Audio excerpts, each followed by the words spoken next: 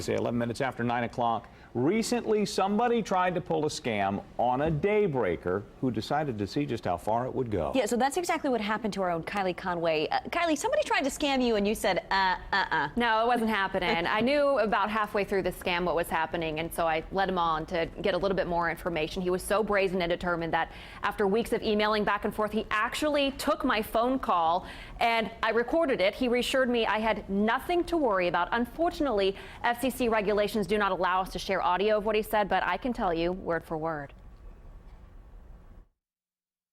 He goes by William Harwood. Oh, I'm fine. How are you? His story: he's out of town visiting his mother-in-law, but wants the washer and dryer I'm selling for his new Michigan City apartment. It happens more than a lot of people think. He priority mailed a cashier's check equipped with a tracking number and all. With nearly 100 emails back and forth, he went great lengths to appear legit. It's all part of establishing your trust and your confidence. The check was stopped by the USPS. To later find out it was because of fraudulent postage.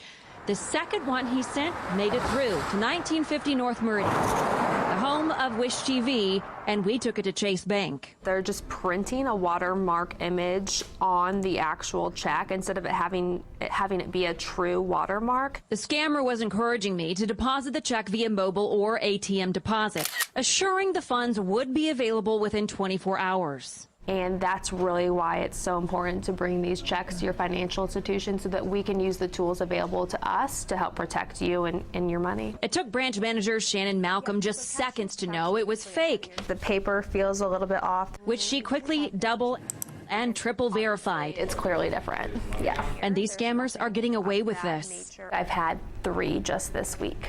If time passes, depending on the type of payment that you did, chances are that money has been transferred multiple times, and it is nearly impossible to get it back.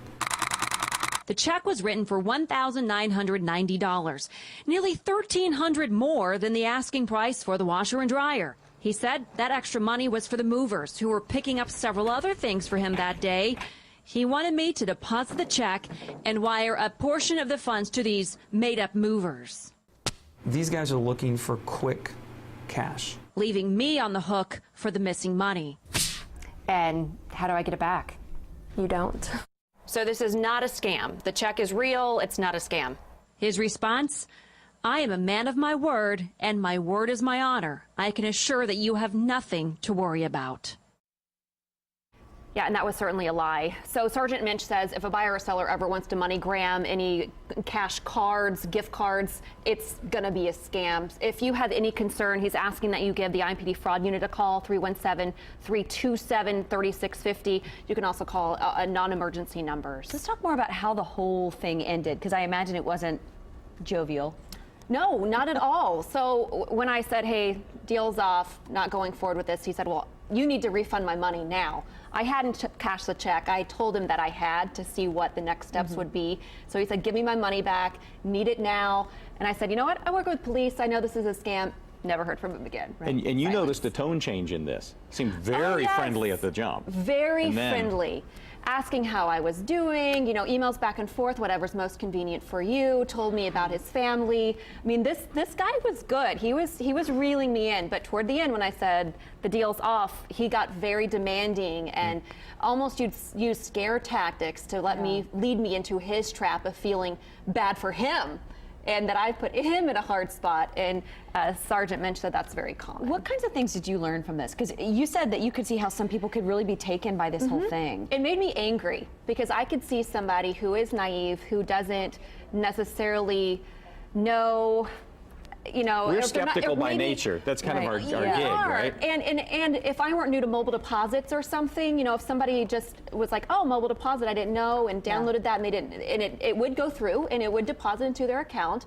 You know, we're talking about maybe older people here who aren't that new to, or are brand new to technology. They're not as savvy. They're not as savvy. I could easily see, I was picturing my grandmother or my granddaddy in that position, and it made me mad. Made me very mad. Sold the dryer yet? Mine's making a funny sound. Yeah, it's all yours, Scott. Okay. I'll give you a good discount. Good. She knows a guy. Yeah, Just kidding. okay. All right, Kylie, thank you. Yeah. Thanks for not getting scammed, too, by the way. Thank you for not falling for it.